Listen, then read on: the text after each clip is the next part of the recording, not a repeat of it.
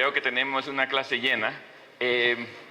Esta clase va súper rápido, ¿no? Entonces es la última clase y luego tenemos el trabajo grupal de hoy y mañana va a ser la evaluación y sus presentaciones. O sea, todo esto va muy rápido y por eso quiero comenzar con la tarea que les tenía para hoy.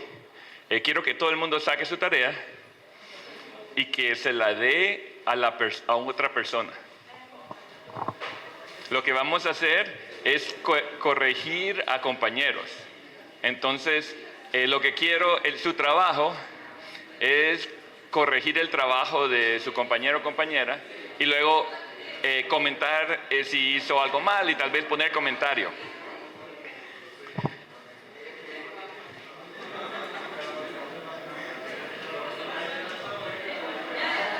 Sí, y lo que quiero que hagan es que sean el tipo de profesor que ustedes quisieran que les corrigiera su tarea. Entonces, pónganle mensajes positivos, bien hecho, esto lo pueden hacer mejor. Y ahora les voy a decir el objetivo práctico. Hoy ustedes van a corregir a sus compañeros. Mañana yo los voy a corregir. Entonces, mañana les voy a dar una prueba que va a ser poco similar a la tarea que ustedes tienen y en ese caso la van a pasar y yo la voy a corregir y luego les voy a poner las notas, las voy a poner en la página de GitHub. Voy a encontrar una manera anónima de hacerlo. Entonces, lo que quiero que hagamos es que revisemos la tarea y la manera en que lo vamos a hacer es que les voy a mostrar la respuesta, ustedes van a corregir a su compañero o compañera, y si tienen preguntas me las hacen, porque el objetivo es que si ustedes vieran este problema o un problema similar mañana en la evaluación, quiero que todos estén preparados para hacerlo.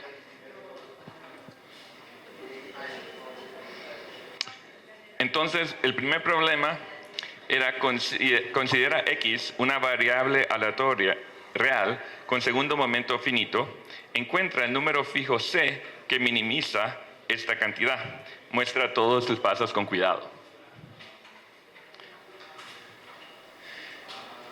Yo voy a subir estas respuestas también al GitHub, pero comenzamos con la función que queremos minimizar. Y la otra cosa que les voy a decir, lo que ustedes miren en la respuesta de su compañero o compañera puede mirarse diferente de lo que yo puse y eso puede estar también correcto. Entonces, comenzamos con esta expresión y algo que hace cosa un poquito más sencilla con la esperanza es que la vamos a expander y luego vamos a tomar la esperanza de cada término. Ahora, la esperanza de un constante solo es el constante. Lo único aleatorio de este término es la X, entonces los constantes salen y quedamos con esta expresión. Lo que queremos hacer, y como lo que dijo la doctora Luz, es que si quieren minimizar o maximizar algo, lo más sencillo, tomen la derivada y pónganla igual a 0. Entonces tomamos la derivada con respecto al variable que estamos considerando, que en este caso es C. Entonces la derivada de este término es 0 porque no tiene C. La derivada del 2 de esperanza de X negativo más 12. Y simplemente resolvemos por C y nos da que la esperanza de X es el valor que minimiza la distancia promedia de cualquier punto de un variable aleatorio hasta este punto. Aquí tenemos un punto crítico, chequeamos que en realidad es un mínimo, usando el examen de la segunda derivada, y como lo que estamos considerando es un cuadrático en C, es un mínimo global. Si la persona hizo esto correctamente, pónganle algo positivo, de bien hecho, así lo voy a corregir yo también. Y si tiene algo que no está correcto, márquenle y digan, esto puede ser mejor, o que no chequeó que en realidad era un mínimo. Digamos, en una prueba que si yo la estuviera corrigiendo, probablemente si esto valiera 5 puntos, diera 4 por llegar aquí y 1 perdería en un punto por no verificar que era un mínimo.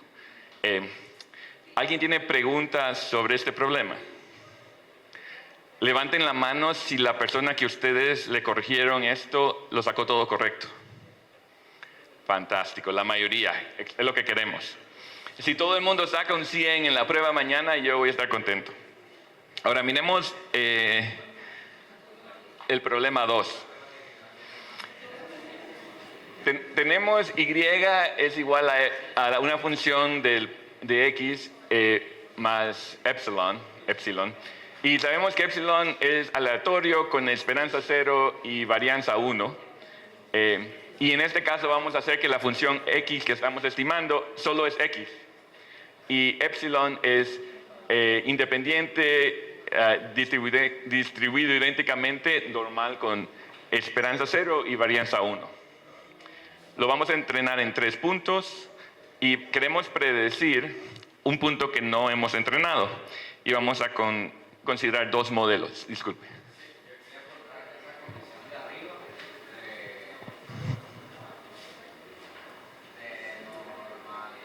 Uh-huh.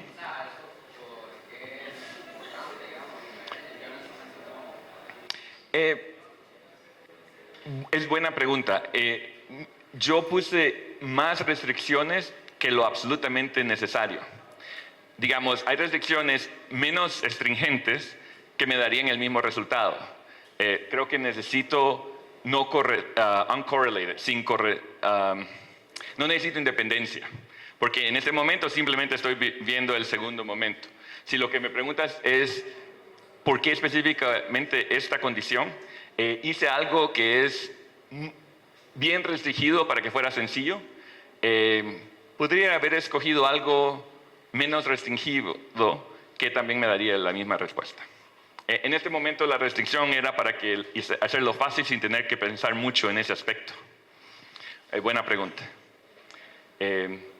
Entonces entrenamos estos puntos y predecimos un valor que no hemos hemos visto, y vamos a ver 2 modelos. Uno es el vecino más cercano y el otro es los 3 vecinos más cercanos. Y queremos ver cuál es el que tiene el menor error y explica esto usando el compromiso de sesgo varianza. Entonces, a veces en la computadora usamos código para hacer esto. En este caso, para entender lo que está sucediendo, ayuda a hacer algo muy, muy sencillo. Si tienes solo el vecino más cercano, entonces miras solo el punto más cercano, que es 2, y entonces esto es lo que usas para estimar el valor de ella.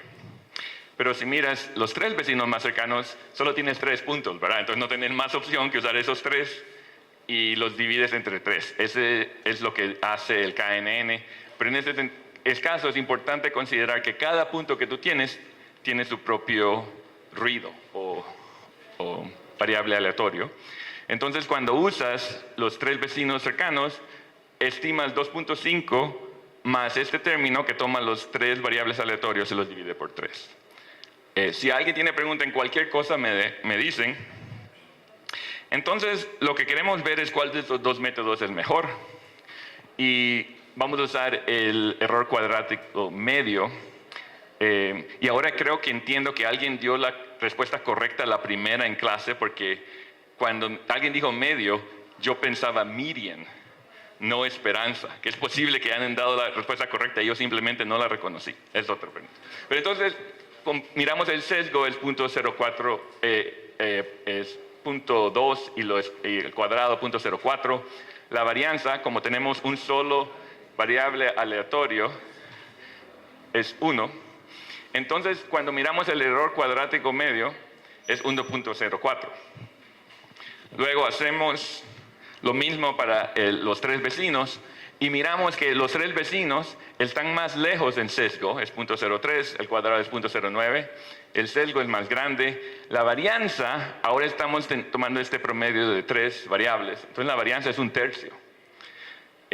Y cuando miramos la esperanza de mean square error, el MSE en inglés, entonces uno termina 0.42. Esto en realidad hace importante ver cómo el aspecto aleatorio de este problema es importante para ver el error que uno tiene, porque aunque el sesgo es más pequeño con 1, el error total en general es más grande.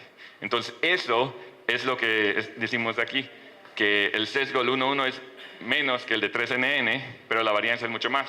Entonces el total 3NN es mejor. Entonces lo que le quiero decir es que cuando pido que lo explican, no es algo sofisticado. Yo ando buscando algo más o menos sencillo. ¿Alguien tiene una pregunta sobre este problema? Bueno, ahora quiero que hagan lo mismo con su compañero que tiene la tarea. Si lo sacaron, sí, buena pregunta.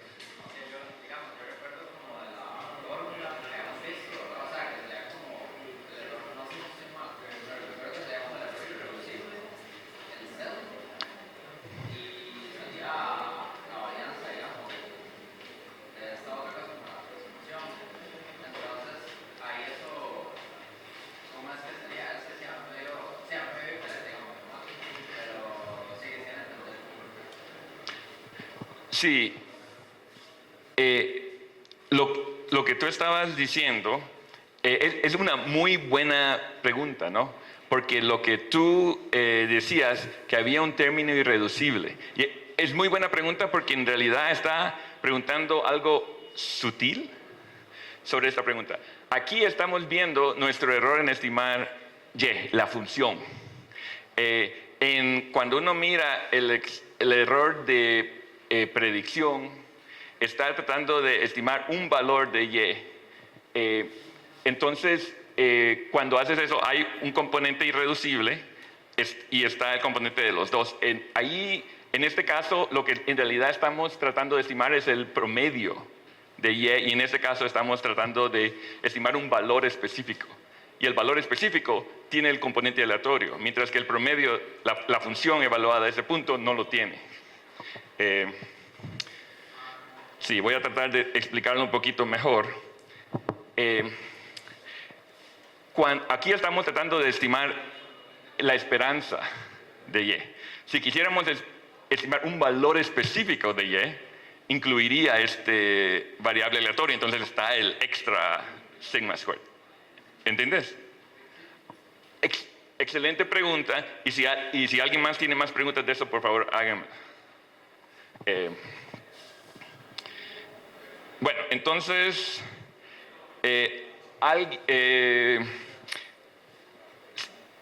ya lo marcaron la tarea a sus compañeros.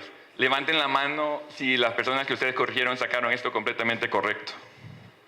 Ok, un poquito menos, y eso me gusta. Ahora lo que les voy a decir, esto es una evaluación formativa. El objetivo de esto es que ustedes aprendan cómo hacer estos problemas y que sepan más o menos qué es lo que van a esperar.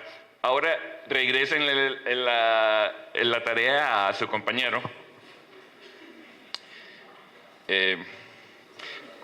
Sí.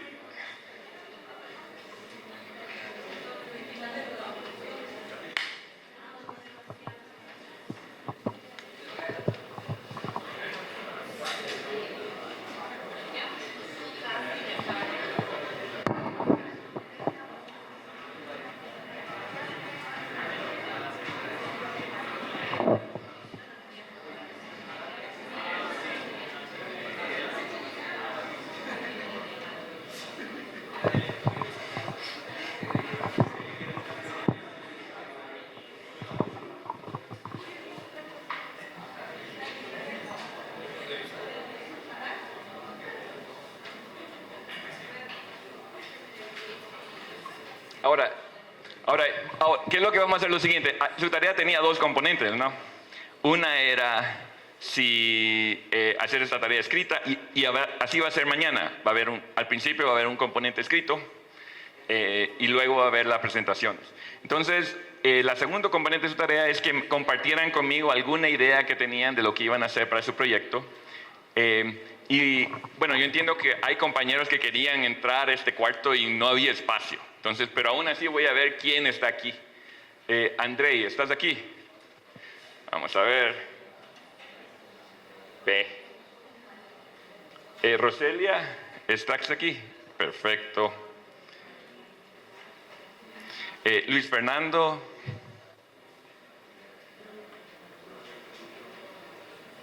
Eda Martínez. 4x4. Yo creo que nunca había sucedido que teníamos a todos los miembros de un equipo. Excelente. Entonces, necesito un representante de ese equipo que me diga qué idea tienen ustedes para hacer. Luis. Sí, levántate y dilo. Grítalo.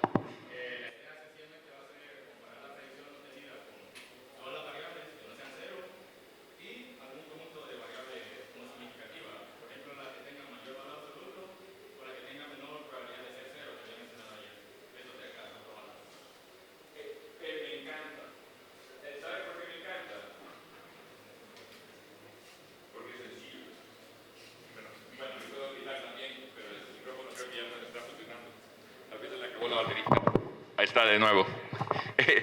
Me encanta, porque simplemente exploraron otra manera y es una manera, lo que me encanta es porque es intuitiva, pero no es uno de los métodos que hemos estudiado específicamente, ¿no? Es algo sencillo, interesante que podemos explorar y creo que es algo que pueden terminar en unas horas. Muy bien. Ahora el grupo 2, Sean, ¿estás aquí? Sean está aquí. Leonel está aquí. Bueno, hay varios Leonel Josué. Ok. Sí. Oscar Ortiz y Fabio Durán. Miren que estamos mejorando ya. Necesito un representante de ese grupo. Leonel. Muy ambiciosa y utilizar redes neuronales. Si lo que pasa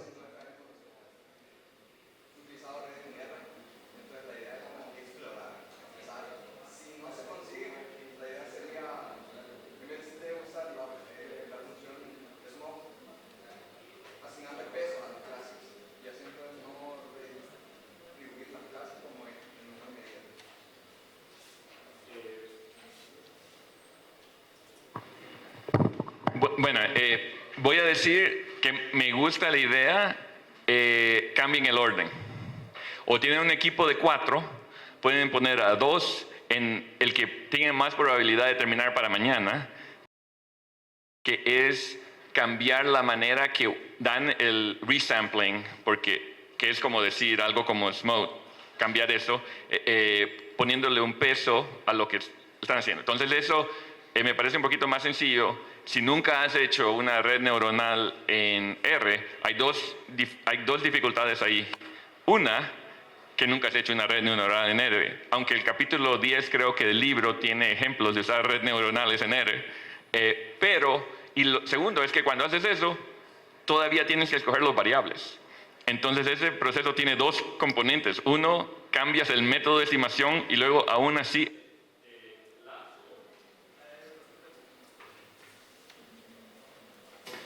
Lazo automáticamente escoge tus variables. Si usas una red neuronal, luego tienes que hacer uno de los otros métodos de escogerlos. Entonces, hagan el primero o divídanse entre los dos. Y al final, otra cosa que les quiero decir, a la hora de presentar, quiero que todo miembro del equipo presente. Entonces, todo el mundo tiene que hablar. Y solo tienen 5 minutos, entonces les voy a dar un poquito más de los detalles. Pero me gusta, solo que asegúrense de hacer el primero y si les queda tiempo hagan el otro. El otro equipo, el 3, Leonel Esteban, Manuel Alejandro, Diego Fernando y Alexis Padilla. Miren, qué bien, vamos mejorando.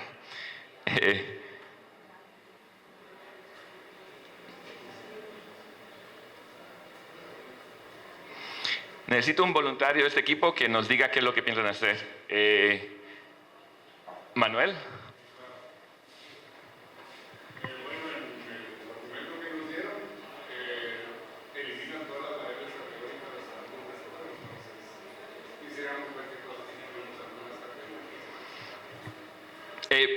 Me parece excelente idea. Excelente, no sé si lo voy a repetir porque tal vez y honestamente ni me he fijado tan cercano en ese paso de lo que sucede, de que se eliminan todos los categóricos. ¿Qué pasa si los incluyes? Y si eso cambia. Es un cambio que puede tener una gran diferencia, y si tiene diferencia o no tiene diferencia es interesante. Y eso es cierto para todo. Entonces, me parece muy buena idea. Tengan cuidado porque alguno de estos... le voy a dar, lo que estoy tratando de hacer es asegurarme que puedan terminar para mañana. Algunos de estos variables categóricos tienen como cientos de categorías. Entonces, diría yo que lo primero que iría en ese caso es escoger un variable que es categórico que no tenga cientos de categorías, porque cada categoría es como un nuevo variable, la manera en que lo usa R. Entonces, esa es la única sugerencia de algo muy interesante, pero tal vez si tienen problemas con el primer método, háganlo un poquito más sencillo. Muy bien. Ahora vamos al grupo 4. Justin Josué, Laurent Onan, Arnold Isaac y Shirley Ordóñez. Perfecto. Vamos a poner, Justin no está aquí.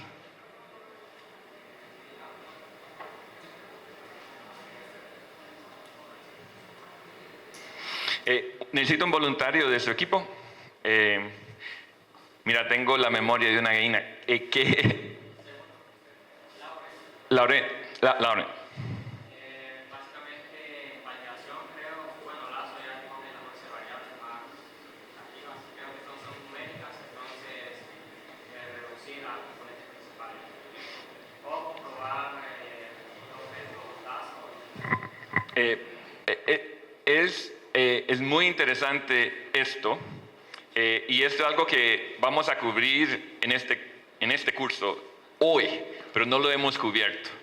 De los métodos de reducir los variables, uno es escogiendo los componentes principales, y eso, como solo usa algunos, puede ser que solo ocupe, es una manera de reducir la dimensión del problema que es un poquito diferente de lo que hemos estado haciendo. Me parece muy bien. Lo que les voy a decir que va a complicar un poquito la interpretación, porque de repente no es digamos, el LDL, sino va a ser una combinación de ellos que crea tus componentes principales. Me gusta la idea. Van a ver que cuando les doy un ejemplo, hay algo que va a haber una discusión, y ahí pudieran incluir algo sobre interpretabilidad en comparación al Lazo. Lo pueden comparar en diferentes maneras. Pueden reducir mucho más, pero tal vez hay algo con interpretabilidad que sea un poquito más difícil. Muy bien. El equipo 5, Mayra, Daniela Fernanda. Creo que Daniela no está aquí. Y yo entiendo que tal vez Daniela estaba afuera y no hubo cupo.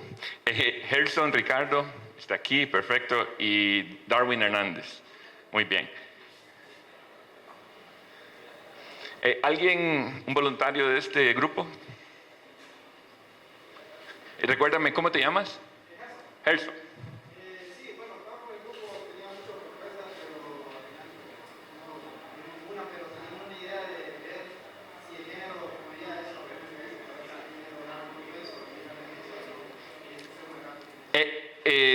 Voy a tratar de repetir lo que dijiste. Estás pensando en incluir un variable categórico, que es el género en específico, y ver si eso ayuda a esta decisión. Me parece muy bien el hecho que hayan proyectos que sean similares, desarrollados independientemente.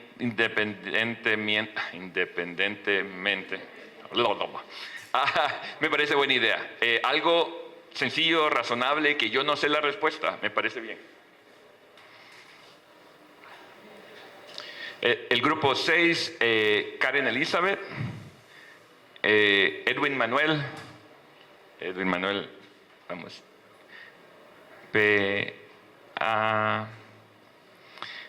Carlos Andrés y Jacqueline Ruiz. Aquí está. Perfecto. ¿Un voluntario de este grupo? Carlos.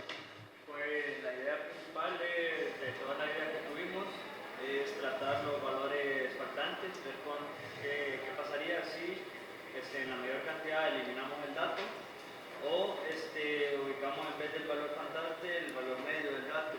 El otro es aplicar pliegues, entrenar el modelo varias veces, por ejemplo los 1000 pacientes, aplicar 5 pliegues, entrenarlo con 800 y validarlo con 200 y ver qué tanto varía al aplicar más pliegues, a ver qué una comparación entre los dos. Interesante, diría yo que mira cuánto tiempo tienen, porque solo hacer uno, ustedes escogieron 2 proyectos y diría, considerando que les van a tener otra evaluación mañana y otra tarea, piensen en hacer uno de los 2 primero, el que piensen que sea más interesante para ustedes, o el método de cómo trabajar los valores que no tienen, o evaluar la cantidad de pliegues que usan. Yo diría, escojan uno de los 2 y cualquiera de los 2 que escojan está bien. Si tienen tiempo, pueden comparar, pero entonces ya fueran varios métodos, porque hay diferentes combinaciones que pueden comparar y eso tal vez se vuelva como un proyecto para una clase más larga. Pero las 2 ideas me gustan. El grupo 7, Kendall Alvarado, Romel Adilson, Henry Alexander y Kevin Arturo. Fantástico, todo el mundo está aquí.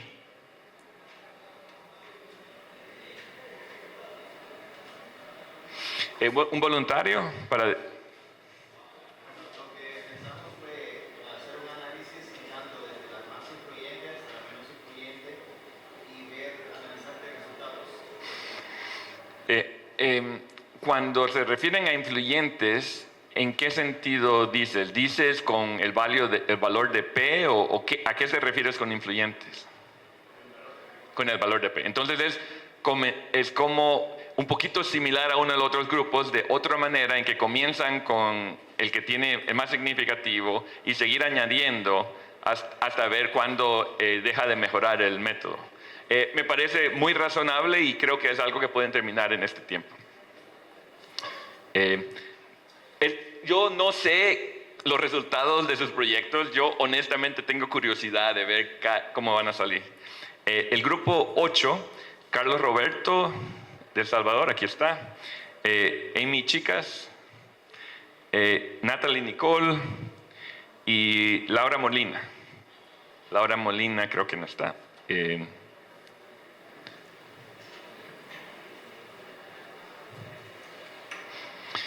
Un voluntario o voluntaria.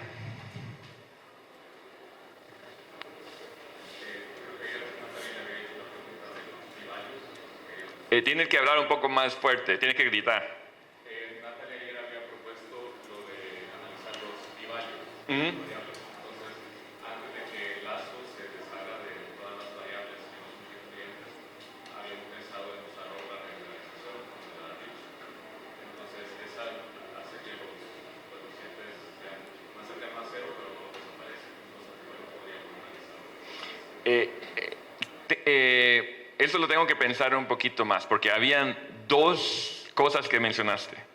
Uno son los valores P, que pudieran hacer lo que algunos han dicho, que van a seleccionarlos por valores P y luego hacer lazo, que eso es sencillo, es como hacer una reducción previa antes de aplicar el método lazo. Ahora, cuando hablas de Ridge, eso es lo que generalmente va a hacer. Y si no saben qué es Ridge, es en lazo se mira el valor absoluto del gradiente. En Ridge se hace el error cuadrado del valor del coeficiente. Entonces termina siendo algo que es más suave, pero no va a hacer que esos parámetros sean 0. Entonces no tienes...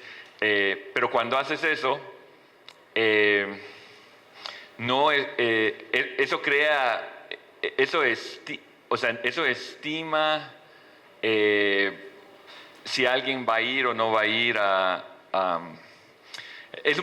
Ridge generalmente se usa en problemas de variables cuantitativos, no categóricos.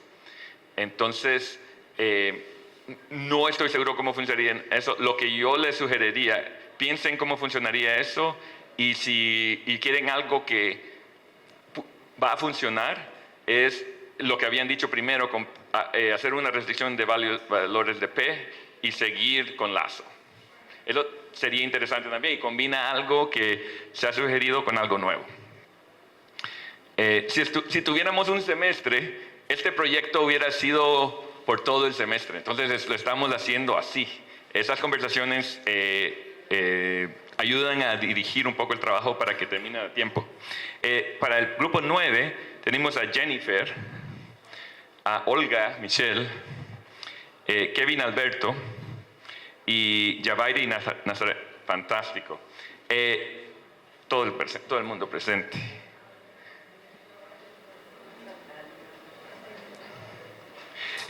¿Voluntario, voluntaria? Pensamos utilizar Lazo para ver no solo quiénes asisten a las citas, sino también con qué frecuencia lo hacen.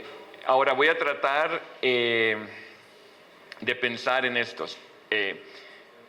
Ustedes lo que quieren hacer es cambiar la respuesta, el target variable. O sea, que es entonces, pensemos un segundo en exactamente qué es esto, ¿no? Si usan lazo para ver si alguien va a ir o no va a ir, lo que termina encontrando son los variables que van a hacer que uno va a ir o no va a ir. Ahora, creo que lo que luego dices es que una vez que has escogido estos variables, vas a usar estos variables para tratar de estimar el número de veces que van.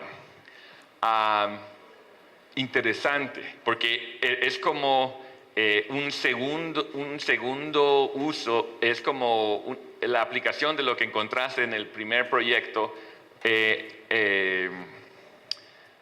para otra información que quisiera saber. Me parece bien y yo creo que va a funcionar. Les digo que la razón por que lo repito es que soy un poquito lento. Entonces estoy viendo estas ideas por primera vez, entonces me tomo un momento de entender exactamente qué es lo que están haciendo. No, yo creo que sí. Más o menos por así es como va. Grupo 10, Ana Cecilia de Salvador, ahí estás. Lidia Abigail, aquí estás. Leonel Abimelech y Oscar Mesa. Allá estás. Perfecto, todo el mundo presente.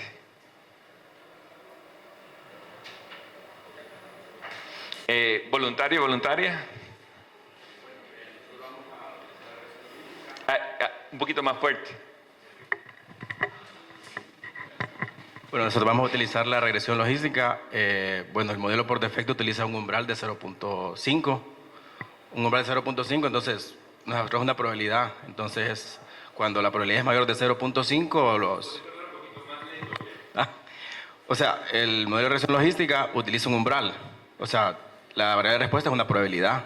Entonces, si, por ejemplo, la probabilidad es mayor que 0.5, la clasifica como sí y menor de 0.5 como no. Entonces, nosotros lo que vamos a hacer es encontrar ese umbral, o sea, no utilizar el de 0.5 y encontrar el umbral que nos maximice la efectividad de nuestro modelo.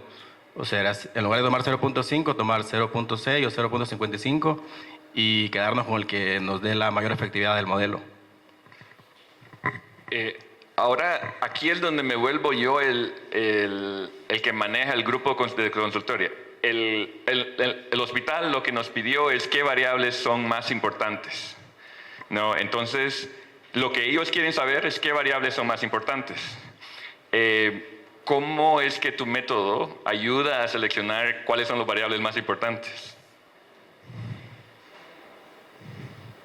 Digamos, en el otro caso, los métodos o escogen las variables y luego te dicen para qué se usan, o cambian la manera en que se escogen las variables.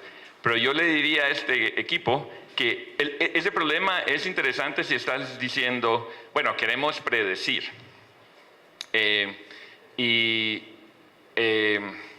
Entonces, lo que estoy tratando de ver cómo mantienen lo que la manera en que lo pudieran si si yo estuviera respondiendo mi propia pregunta, porque lo que queremos es decirle a este hospital cuáles son los variables más importantes. Podrías decir, bueno, vamos a usar el método estándar que ya tenemos. Estos son los variables, estos son los 11 que escogió ese método. Ahora les vamos a ayudar a ustedes a usar esos métodos mejor, viendo cómo cambia que también funciona el método variando el umbral que usan para su decisión. Pero es un poquito similar al grupo anterior que lo que hace es que mira cómo usas el modelo que ya fue escogido. Lo único que le voy a decir a este grupo que tienen que como revisitar exactamente si están respondiendo la pregunta que queremos entender, ¿no? Es cuáles son las variables más importantes, el cambiar el umbral. Es algo interesante desde el punto de vista estadístico, pero no responde específicamente la pregunta que queríamos analizar. Y cuando hacemos el ROC, lo hacemos para todos los umbrales. Hacemos un promedio sobre todos los umbrales. Entonces, diría que tal vez este grupo nos miramos en el café o en el almuerzo para tal vez si encontramos una versión un poquito diferente que esté alineada con lo que nuestro cliente nos quisiera preguntar.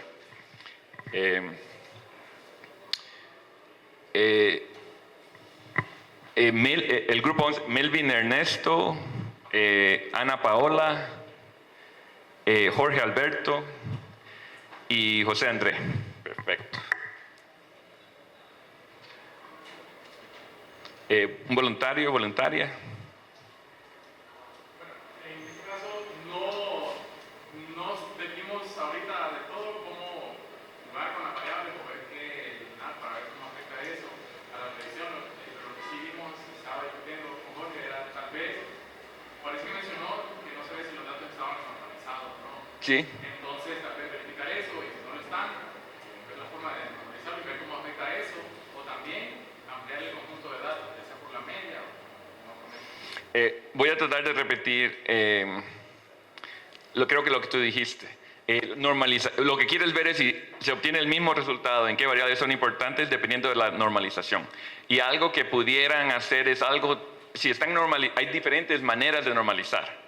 Una es que pueden normalizar o hacer normal, otra pueden normalizar que fuera entre 0 y 1. Lo que pudieran ver es si está normalizado de una manera, cambiar la manera de normalización y mirar si eso afecta qué variables escogen. Sí. Eso me parece razonable. El grupo 12 tiene José Fabio, Franklin Alberto, no está, Axel Xavier y Emerson François. Ok, voluntario. Sí, queríamos, bueno, estábamos viendo que cuando usamos el método LASSO, ¿verdad? Hay una variable que bueno, de hecho Carlos habló de reach y nosotros queríamos utilizar entonces ElasticNet, digamos, para hacer predicciones y entonces evaluar el comportamiento del LASSO, ¿no? El tipo de representación es 1 y ElasticNet. O sea, queríamos una evaluación de esos dos métodos. Pensemos en esto, porque tal vez cae en la misma que la pregunta que queremos responder es ¿cuáles son las variables que son más importantes para hacer esta predicción? O sea, eso es lo que nuestro cliente nos pidió. De lo que yo entiendo, tú estás diciendo que vas a seleccionar las variables de la misma manera y luego vas a usar otro método de estimación. O sea, tú pudieras escoger los métodos con lazo y luego usar una red neuronal. Eso hasta cierto punto no cambia cuáles son las variables más importantes, solo cambia la manera en que los usas para estimar algo. Entonces, si entendí lo que tú dices, que usarías los mismos variables, solo que en vez de usar una predicción con regresión logística, bueno, porque ElasticNet es una combinación de Ridge con Lasso. Entonces es una manera de usar los resultados para predecir algo de manera diferente. Pero no sé eso, cómo te ayuda a responder la pregunta de cuáles son las variables más importantes. Y no sé cómo me respondes a eso.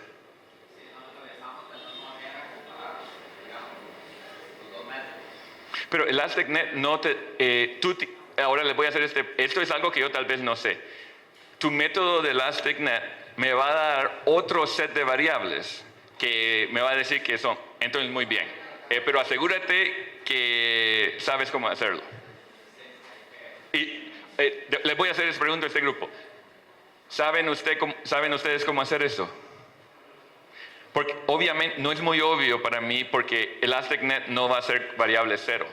Lo que hace que Lasso te dé los variables que son importantes es porque fuerza que algunos de los coeficientes son cero. ElasticNet no va a hacer eso. Entonces es como que van a hacer un método que no está diseñado para escoger los variables y tratar de encontrarlos en esa manera. Me suena un poco complicado. Tal vez discutámoslo, tal vez al almuerzo de encontrar algo un poquito más sencillo. El grupo 13, Fabricio Murillo, René Vaca. Bueno, René, creo que eso es el único, así que... aquí está, disculpa, no te había visto. Bueno, voluntario. Fabricio. Lo que hicimos fue primero entender el contexto clínico. Entonces, como no sabemos muchas veces qué significan las cosas, usamos IA, Gemini, ChatGPT, Anthropic. Entonces tratamos de descifrar esos 130 variables, que algunas son médicas, otras de resultados, como movilidad, y algunas que son sociales también, y demográficas. Entonces tratamos de usar IA para poder identificar variables potenciales. Por ejemplo, de una nos dijo que HCC es muy importante. Entonces, de esa forma determinamos una variable.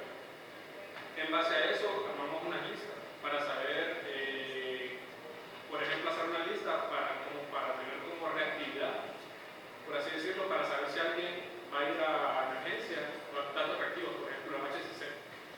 Y creamos otra lista con algunos datos como que nos podrían predecir si va a ir a la emergencia, como por ejemplo si tiene obesidad, si tiene enfermedades con comorbilidad. Entonces, aparte de eso, tratamos de analizar columnas de características. Por ejemplo, hay algunas que tienen riesgos, otras que tienen... Mira, voy a parar porque te voy a tratar de decir más o menos lo que piensas hacer. Es usar información que has encontrado sobre los variables para identificar variables que son importantes, que al final de cuentas esto va a terminar siendo otra manera de escoger las variables de importancia que trata de incluir información sobre lo que las variables significan. Y luego lo vas a evaluar de la misma manera, ¿no? Qué tan bien, me parece muy bien y no sé cómo va a salir. Las pruebas, los resultados nos tienes que mantener en suspenso porque la pregunta es bastante trabajo. Es más de lo que yo esperaría que nadie hiciera aquí. Pero es interesante y lo están haciendo sin la ayuda de la doctora que nos ayudó a nosotros, que le podíamos ir a preguntar esto qué quiere decir. Es como usar información externa y lo que hicimos nosotros cuando hicimos esto, al escoger estas variables, le fuimos a decir a la doctora, esto es lo que encontró Lasso. Esto tiene significado clínico. Y ella dijo, los variables que encontró tu método son consistentes con lo que miramos nosotros clínicamente, pero no son todos y la importancia no es clara. Entonces, el método que están haciendo ustedes es mucho trabajo, pero es una diferente manera de encontrar los variables que usa información que han traído de fuera, que me parece interesante. Sí.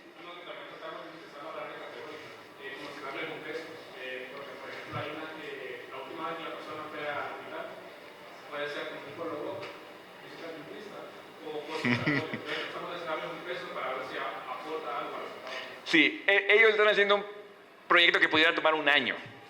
Lo que les voy a decir es que tengan cuidado porque este proyecto pudiera tomar un año. Suena como que ya tienen resultados que tienen buena promesa, pero si les funciona bien o no les funciona bien es muy interesante. Y lo que les voy a decir, cuando les pongan los límites de la presentación es cuando van a encontrar su problema más grande, porque van a tener 5 minutos y al máximo 9 diapositivas para presentar lo que van a presentar. Entonces ahí, pero la idea es más, o sea, es alguien, yo creo que ustedes trabajan en esto en su trabajo. Entonces, si los otros estudiantes dicen esto suena bastante, es porque es bastante también. Muy bien. Ahora, lo que quiero hacer es que voy a... esto es algo que quería... Esto ya está en... déjenme ponerlo aquí.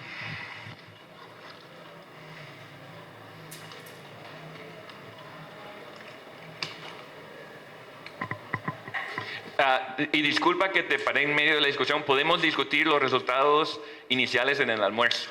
Solo que ya sé que están en buen camino ustedes. Entonces quiero asegurarme que todo el mundo tenga un buen proyecto.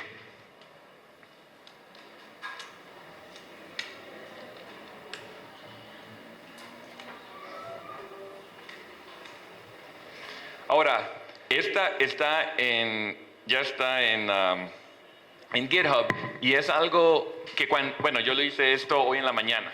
Entonces, no sé ni siquiera si está completamente correcto, pero les quería dar a ustedes una idea de lo que el proyecto podría verse y tal vez darle un y no tienen que usar PowerPoint.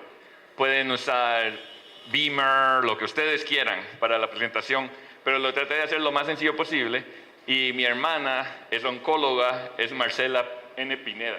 Entonces, como poner los diferentes departamentos, la primera diapositiva es el nombre del proyecto. Y como miran algo que sea descriptivo de lo que ustedes van a hacer, esto es algo que fue mencionado por uno de los grupos y está bien si es lo que terminan haciendo, es dependencia de la selección de variables en el número de pliegues.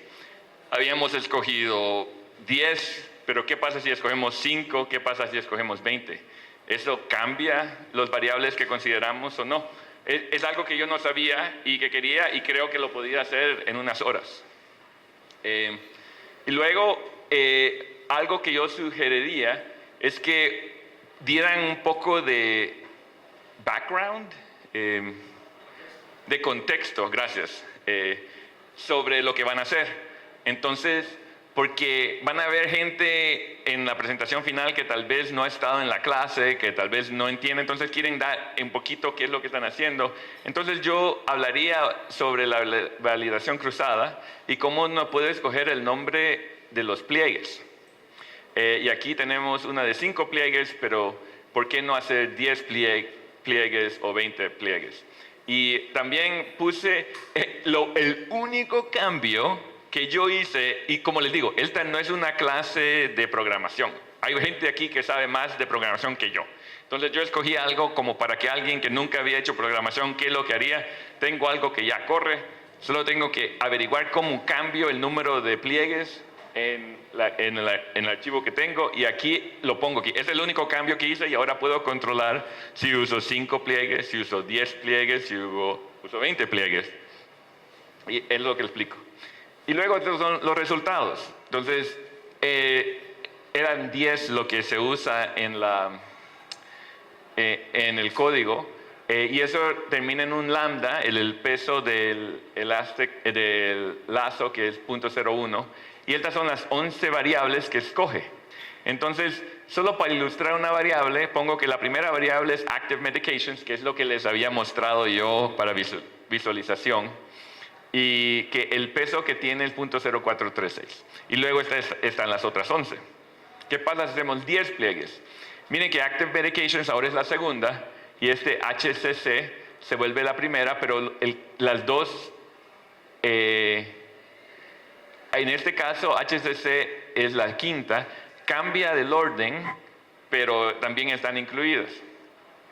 O sea que esto quiere decir que el número de pliegues cambia un poco el peso relativo de las variables que se escogen. Y hago 20 y ahora HCC es 1 y Active Medications es 2. En este caso, cuando vimos todo esto, lo que ahora le estoy dando más o menos lo que quiero. O sea, no quiero solo un resultado, quiero una conclusión, una discusión. O sea, ¿qué es lo que ustedes descubrieron? Y cuando hicimos esos cambios, miro yo que el parámetro óptimo lambda cambia, el orden de variables importantes cambia, los coeficientes de los variables importantes cambian, todos cambian. Los variables importantes se mantienen constantes, los mismos 11 fueron encontrados. Entonces, si siguieran, o sea, ¿qué es lo que nos pidió el hospital? ¿Qué variables son los más importantes? Cambian los pesos que encontró Lazo, pero la pregunta que queremos responder es la misma. Los variables importantes se mantienen constantes. Ahora, en la discusión, algo que quieren mantener es más o menos pensar por qué.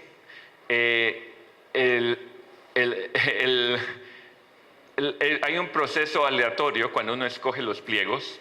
Ese es un componente que los podría hacer cambiar. También uno está entrenando y validando en diferentes datos. Esto lo puede hacer cambiar y es una posible razón, lo tendría que explorar más. Recuérdense que tienen unas horas de esto, van a terminar con muchas más preguntas que respuestas. Y el trabajo futuro, si tenemos diferentes modelos, pudiéramos ver cómo, que también funcionan. Sí. Tengo una pregunta. Digamos, Lazo no entendería, digamos, el contexto de la pregunta que está analizando, por así decirlo. ¿Por qué no se hace primero una revisión del dato que se está haciendo? Porque yo creo que antes de saber si podría ser importante o no para el modelo, uno debería de ponerle al modelo el contexto. Entonces, primero hacer una primera selección de variables donde se elimine realmente lo que no se necesita a priori y después ya el método. Voy a tratar de repetir la pregunta porque básicamente está preguntando por qué no se debe hacer lo que vamos a hacer nosotros en nuestro proyecto. ¿Por qué no vas a poner el contexto? Les voy a dar la respuesta basada no en tanta ciencia, sino en simplemente preguntarle esa pregunta a la doctora. Porque estábamos pensando qué variables incluimos y ella me dijo a mí, bueno, una de las maneras que lo podemos hacer es, yo te puedo decir los variables que yo pienso que son importantes y eso es lo que los incluyes en tu modelo. Y yo le dije, mire, eso es interesante, pero yo preferiría tener todos los variables. Y la razón es porque creo que la contribución que esta consultoría podría dar más es darle un variable a ella que no creía que iba a tener importancia, que resulta tener importancia. Entonces, hacerla de las dos maneras es probablemente la mejor cosa que hacer, pero no tenía tiempo de hacer las dos, entonces simplemente lo hicimos eso. Pero ella había pensado hacer algo similar a lo que ustedes pensaban, es identificar los variables que ella pensaba que pudieran ser o no, y yo pensaba, ¿puede haber algún patrón que ella como humana no había reconocido que podía terminar teniendo un significado que no se había descubierto? Sí. ¿Tuvieron algo diferente? ¿Que hayan sorprendido que no era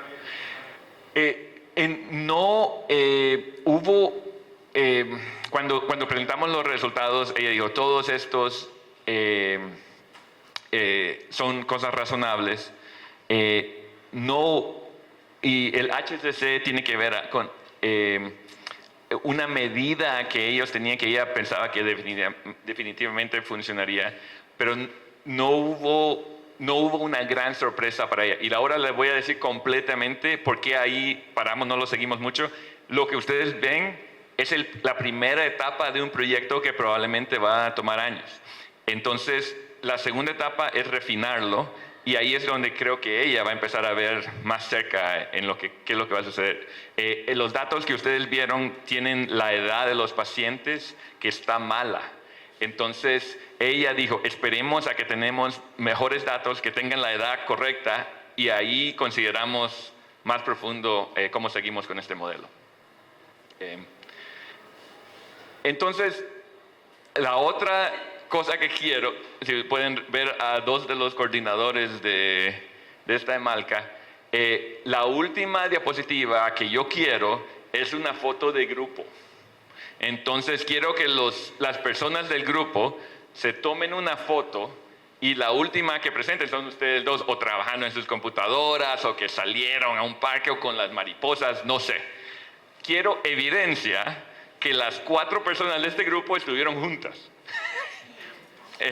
Y puede ser la mañana antes de darlas, o puede ser ahorita que salgan al almuerzo, le piden a alguien más que les tome una foto. Pero yo quiero que la última diapositiva sea una foto de grupo de ustedes. Está bonita la foto, ¿verdad? Y así van a tener ustedes memoria de la tortura que fue tener que hacer este proyecto solo durante su Malca. Entonces les voy a dar un poco más de idea de qué exactamente va a suceder mañana. Mañana vamos a comenzar con la prueba escrita. Eso va a ser más o menos como 20 minutos. Van a haber 3 problemas. 20-25 minutos. Van a haber 3 problemas. Lleguen a tiempo, porque va a ser lo primero que va a suceder. Vamos a pasar 15 minutos más cuando vamos a ver las respuestas de los problemas. Yo se las voy a presentar justo después de que los di, y yo lo voy a corregir después. Después de eso van a hacer las presentaciones, y voy a hacer las presentaciones, escoger el orden de presentación de manera aleatoria. Entonces tengo 13, voy a usar R para ordenarlos de manera aleatoria, y así los voy a llamar. Tal vez lo haga en el momento para que vean que en realidad es cierto. Entonces no saben qué orden va a ser. Todos tienen que estar listos para presentar. Creo que yo soy fácil de encontrar en la internet. Estoy en Hofstra. Un representante del grupo me tiene que mandar su presentación antes del comienzo del primer curso. A las 8:30 AM mañana yo voy a tomar todo lo que me mandaron, y esas son sus presentaciones. Entonces si la terminan hoy en la noche, mejor. Me la mandan y ya salen de eso. Entonces para las 8:30 de la mañana, en vez de venir a su curso de mañana, yo me voy a ir a otro lugar y voy a tomar mi correo electrónico, y esas son las presentaciones. Entonces aseguren de mandármelas antes del comienzo del curso de la doctora Luz. Hay algunas restricciones. Cada grupo tiene 5 minutos, y solo 5 minutos para su presentación. El número de diapositivas máximo es 9, y eso incluye la primera, que solo es el nombre y el título, y la última, que es el grupo de foto. O sea que tienen 7 como máximo para su proyecto.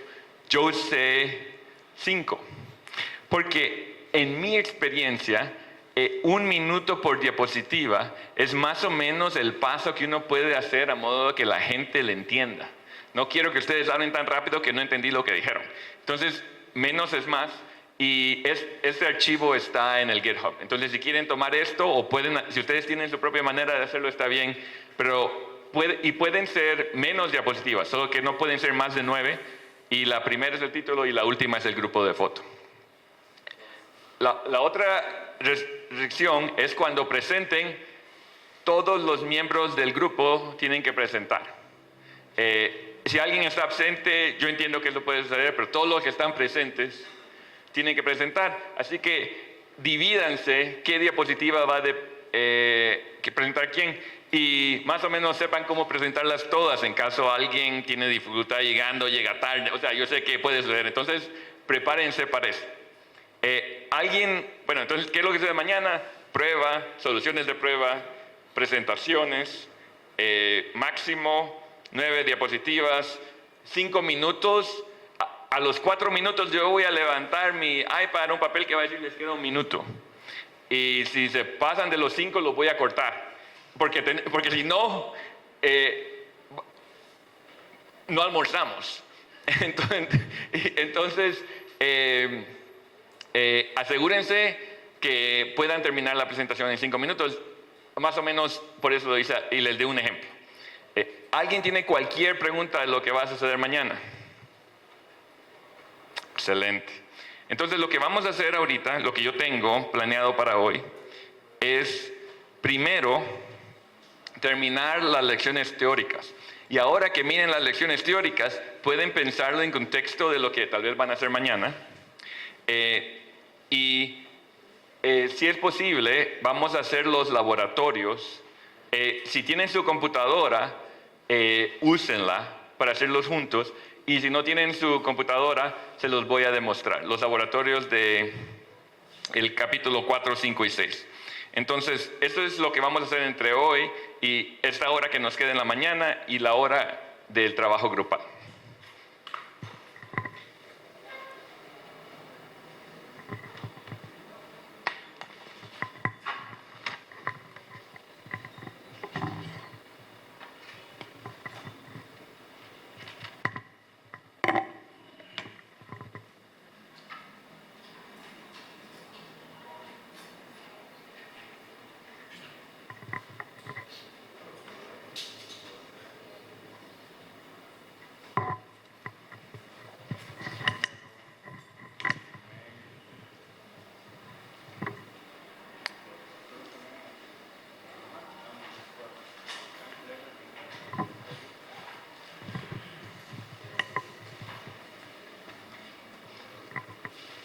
Bueno, en lo que estábamos viendo eran métodos de resampling, de remuestreo, creo.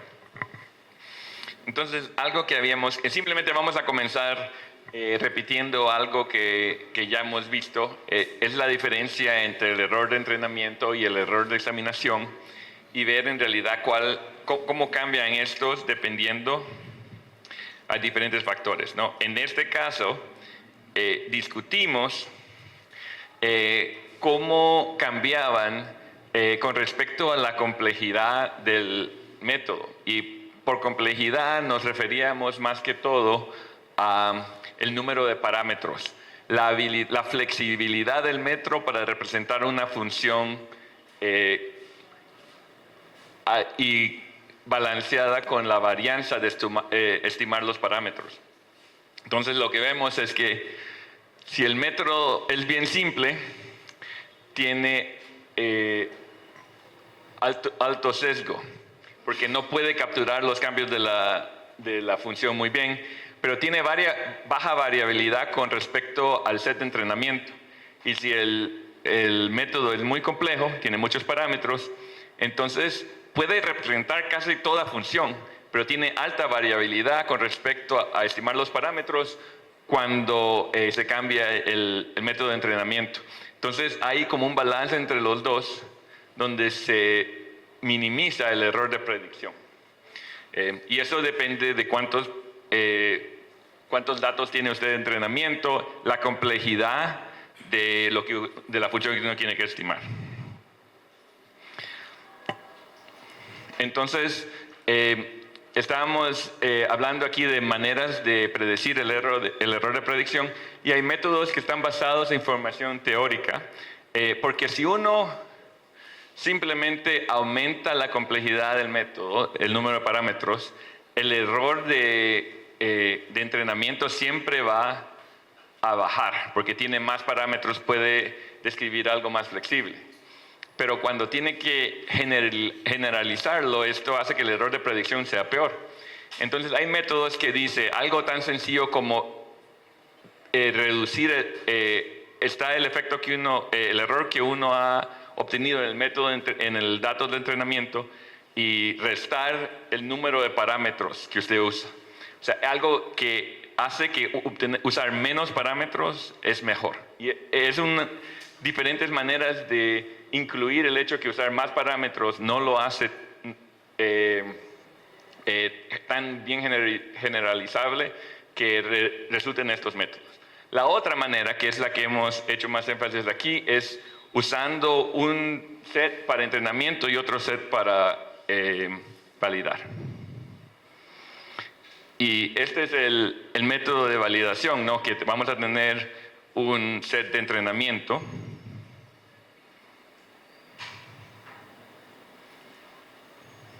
y un set de validación. Entonces, originalmente, lo que habíamos dicho, que tal vez tomaríamos 80% de nuestros datos y usarlos para entrenar el modelo, y luego 20% para validarlo. Este método resulta en mejor estimas del error de predicción que simplemente usáramos el método de entrenamiento. Algo de lo que vamos a ver con este método es que tiene, bueno, comencemos por el proceso. Yo había dicho 80-20, en este caso parece como que lo hicieran en mitad y mitad, aunque no es lo que se usa más típico. Usamos algo de nuestra información para entrenar y algo de nuestra información para validar. Miramos este ejemplo con, en este caso se usó el 50-50% y aquí es donde llegamos en la última clase, en que estábamos viendo el grado del polinomio como una manera de ver la complejidad del método. Entre más alto el grado del polinomio, hay más variables, más coeficientes que estimar, es más complejo. Y esto está diciendo que entre 1 y 2 es cuando baja más el error y luego se mantiene constante. Si uno usa un cúbico cuártico, no baja mucho el error. Entonces, uno diría, queremos usar el número de parámetros más pequeño que nos permite tener el error mínimo. Entonces, la conclusión que habíamos llegado aquí, que tal vez usar un método cuadrático, un polinomio cuadrático, fuera el mejor modelo para este problema. Ahora, ¿cuáles son algunas de las limitaciones que vienen de este método del set de validación? Una de las limitaciones es que el error de validación puede variar bastante dependiendo de cuál es el set de validación que se usa.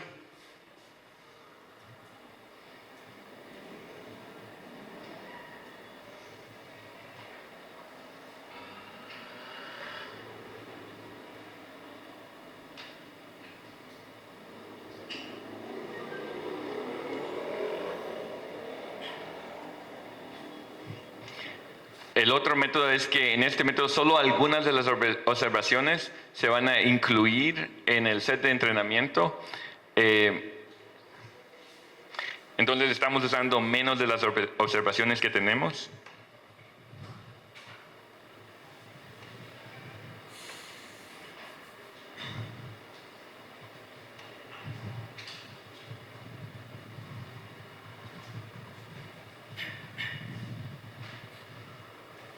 Y esto lo que quiere decir es que si solo usamos algunas de nuestras observaciones, en este caso era 50% de ellas, esto quiere decir que vamos a estimar nuestro error de predicción para hacer más grande de lo que en realidad va a ser. Porque en realidad vamos a usar todas las observaciones para entrenar nuestro método cuando miremos un nuevo dato, pero cuando lo estamos evaluando, solo estamos entrenando en la mitad. Entre más datos tenemos para entrenar, nuestro método va a ser mejor y solo estamos usando la mitad cuando estamos estimando este error de predicción. Entonces vamos a estimar que el error de predicción sea más alto de lo que en realidad es. Voy a parar por un segundo. Levanten la mano si entendieron lo que yo dije. Me alegra que me encanta la honestidad de este grupo. Esto quiere decir que esto tengo que explicarlo un poquito mejor. Se los voy a explicar en esta diapositiva. Digamos que vamos a usar un método y digamos que sea regresión logística, porque es algo que hemos visto.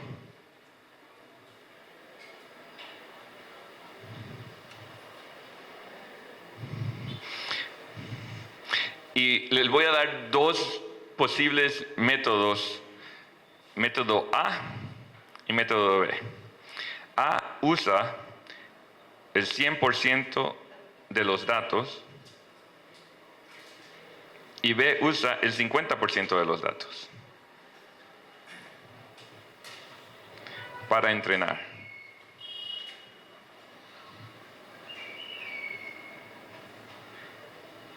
Ahora, error de predicción o EP de A, caja EPE de B.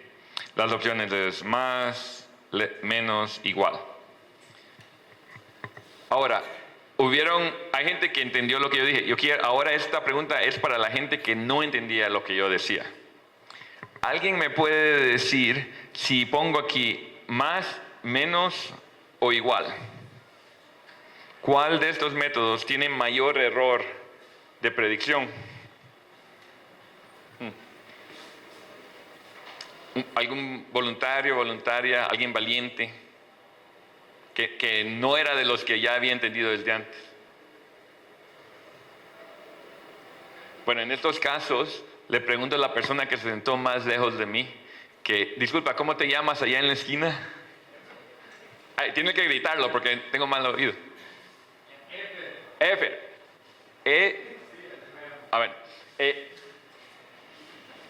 Me siento mal porque voy a decir tu nombre mal. Pero entonces, una de las opciones, digamos, voy a usar regresión logística para decir si alguien va a ir a la emergencia o no. Y en esto usé todos los datos que tengo para entrenar y encontrar los valores de mis coeficientes. Y luego veo un paciente nuevo. El método B solo usó 50% de esos datos para encontrar sus parámetros y va a estimar si este siguiente paciente que nunca hemos visto va a ir a la sala de emergencia. ¿Cuál de esos métodos, el A o el B, va a tener mayor error? ¿El que tiene mayor error, el que usa todos los datos o el que usa 50% de los datos? El B, ¿verdad? Porque usa menos datos. No sabemos exactamente, pero generalmente más datos tiene más información. Entre más datos tenemos, va a haber menos error de predicción. Levanten las manos si están conmigo con eso. Fantástico. Gracias por, bueno, no fuiste voluntario, pero ni modo. Gracias de cualquier manera. Entonces, el error de predicción es menor para A. Bueno, por lo menos no era marcador de verdad. El error de predicción es menor para A que para B. Entre más datos usamos para entrenar nuestro modelo, menor va a ser nuestro error de predicción. Lo que sucede cuando usamos validación, como solo tenemos un número finito de datos, parte de los datos los usamos para evaluación. Entonces quiere decir que solo usamos parte de nuestros datos para entrenar nuestro método y lo evaluamos en los otros. Eso es bueno porque nos ayuda a ser más honestos en cómo es nuestro método, pero también efectivamente en este caso solo estamos evaluando el método B, pero si yo veo un dato nuevo, voy a usar todos mis datos para entrenar mi método. Entonces, en realidad estoy calculando mi método usando B, pero el que voy a usar es A. Y si hago 80 y 20, es lo mismo, solo estoy evaluando qué error voy a tener yo con B, pero voy a usar A. Entonces, validación cruzada, un método de validación de este tipo siempre termina dando una estimada un poco pesimista del error de predicción de un modelo.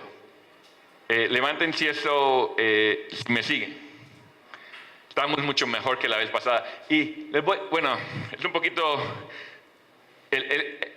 me gusta que voy a tratar de terminar todo, pero prefiero que lo que cubramos sea algo que me sigan, que terminar todo y que ustedes no me estén siguiendo. O sea, si me dejan de seguir, ayúdenme.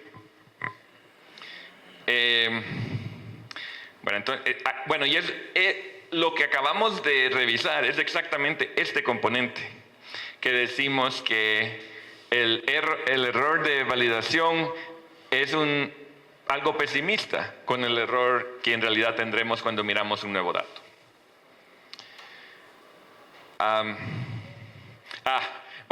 El por qué es exactamente lo que acabamos. Hubiera esperado la siguiente diapositiva y me hubiera dado lo que les iba a preguntar. Entonces, una de las maneras que se usa es los K-pliegos, validación cruzada con K-pliegos, que es lo que ustedes ya han usado. Entonces, lo vamos a revisar aquí. Entonces, en este caso, como pueden ver, se usan, yo creo que la mejor, mejor, más sencilla de explicarlo es con este gráfico. Bueno, yo creo que este es el gráfico del libro que estamos usando, pero el gráfico que encontré en el internet. No sé si se fijaron, cuando yo usé un gráfico del internet, puse el link debajo. Y quiero que hagan esto también.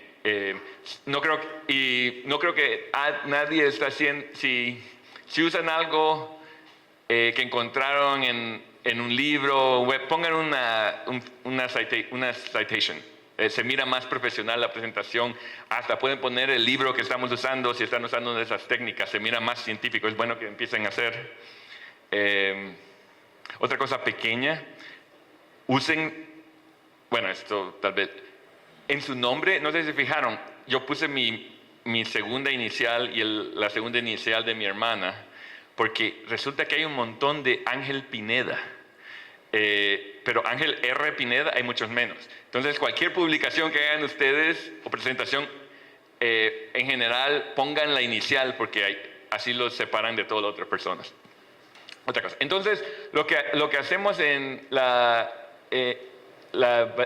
validación cruzada con K-pliegues es que dividimos todos nuestros datos en K-pliegues, en este caso 5.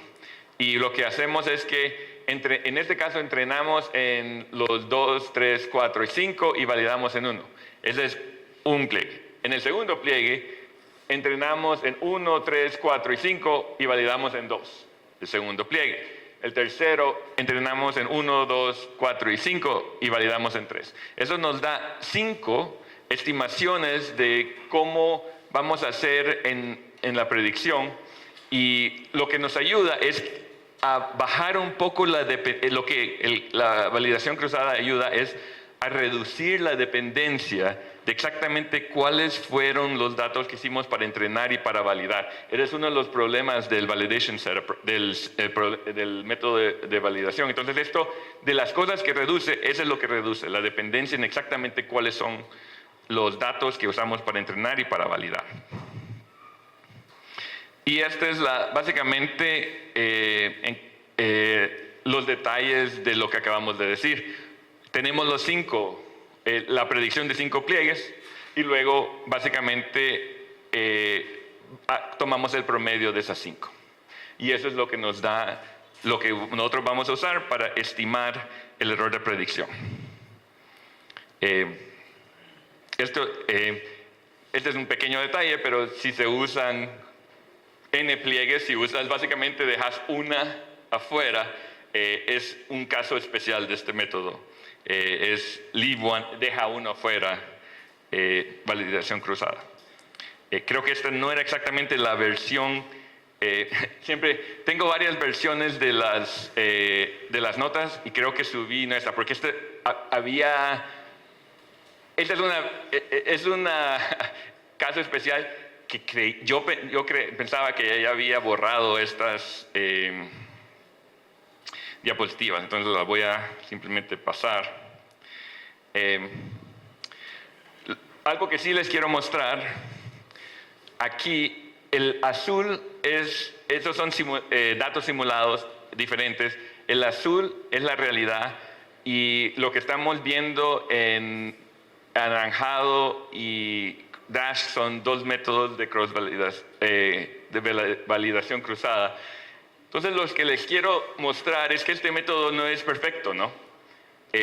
Si uno viera cuál es el lugar óptimo donde trabajar, y lo que le dice este método no es exactamente perfecto, pero en realidad no hay método perfecto. Y lo que termina dando es algo que es razonable. Si uno mira, si uno usa este lugar, pero debió haber hecho usar, si uno mira en realidad el error, la diferencia no es tan grande. Y eso es lo que les quiero decir de este método. Si este es el óptimo y lo que te da validación cruzada es este, si aplicas este nivel de flexibilidad, tu error sube un poquito, pero no mucho. Entonces, en general, lo que les quiero mostrar ahí es que este método funciona más o menos bien. Ahora, la validación cruzada ayudó con la dependencia en exactamente cuáles eran los datos que usábamos para entrenar y validar, pero también tiene el problema que no usamos todos los datos para estimar el error. Entonces va a ser un poquito pesimista, de la misma manera que el método de validación fuera un poco pesimista. Y ese es lo mismo que había, el por qué es lo mismo. Este último es básicamente lo mismo que estaba describiendo yo, el método de estimar algo. Lo mismo se aplica en el método de clasificar algo. Como en nuestro caso estamos viendo un problema de clasificación, habíamos estado hablando del MSE, pero lo mismo sucede con el error de clasificación. También tomamos el promedio de todos nuestros pliegues para estimar el promedio de predicción. La última está aquí, y esto es, bueno, para parar un poco, pero es un poquito, tal vez un poquito muy estadístico, así que simplemente les voy a dar la respuesta. Esto es lo que estábamos viendo. Nosotros estábamos viendo, tienes los K pliegues. Lo que haces es que, digamos, si tengo 5 pliegues, cada uno de ellos me da un error de predicción, tomo el promedio y ese es como voy a estimar yo mi error de predicción en general.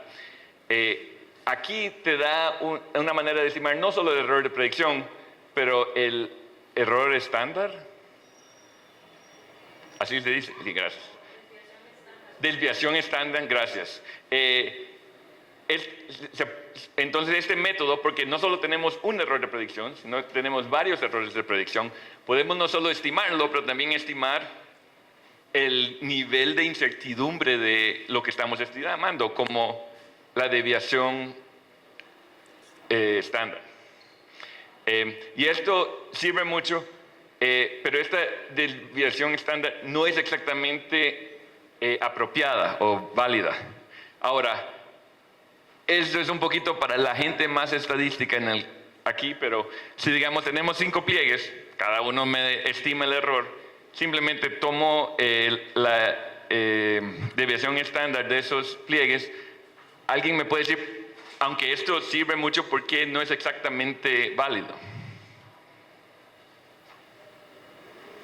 No lo hemos cubierto en esta clase, o sea que si no lo saben, no se preocupen. Y es un poquito...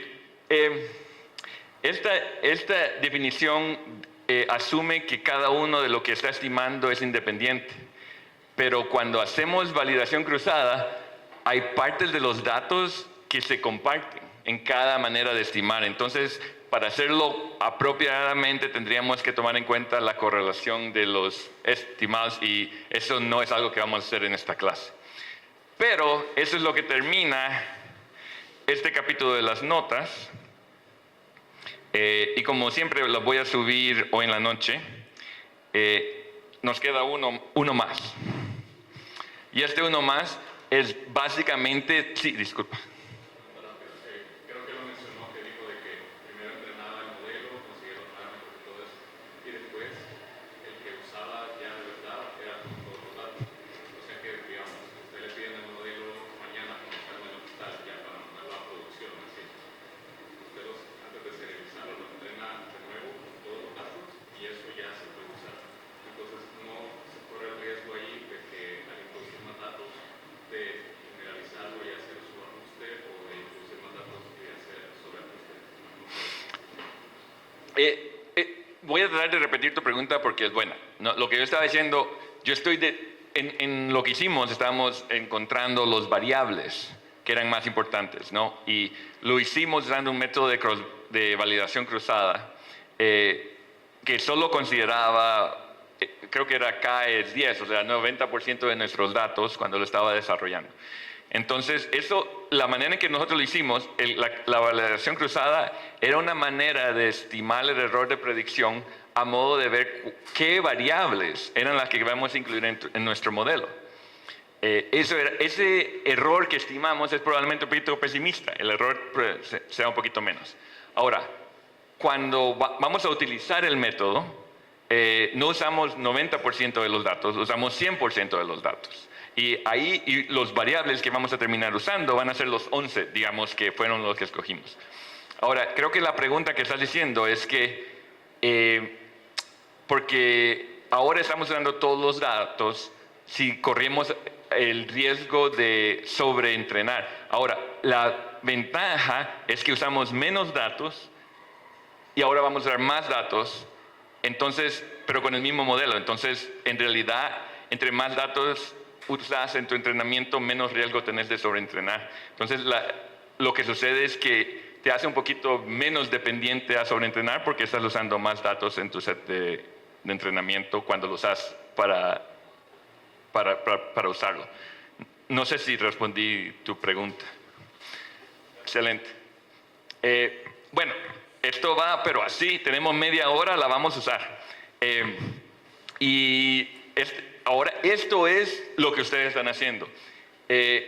Estamos seleccionando un modelo lineal. Ahora, nadie sugirió usar Random Forest. Sí, disculpa. Alguien usó Random Forest porque no te dejé terminar, pero hay otros métodos que automáticamente escogen los variables.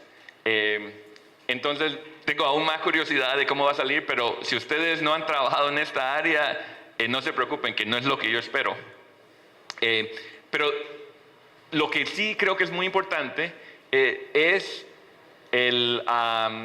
entender un método lineal primero. Yo veo muchos estudiantes que comienzan con una red neuronal, pero nunca han usado un método lineal, y creo que falta algo de la intuición, porque en los métodos lineales podemos calcular muchas más cosas de las que podemos hacer en los métodos no lineales.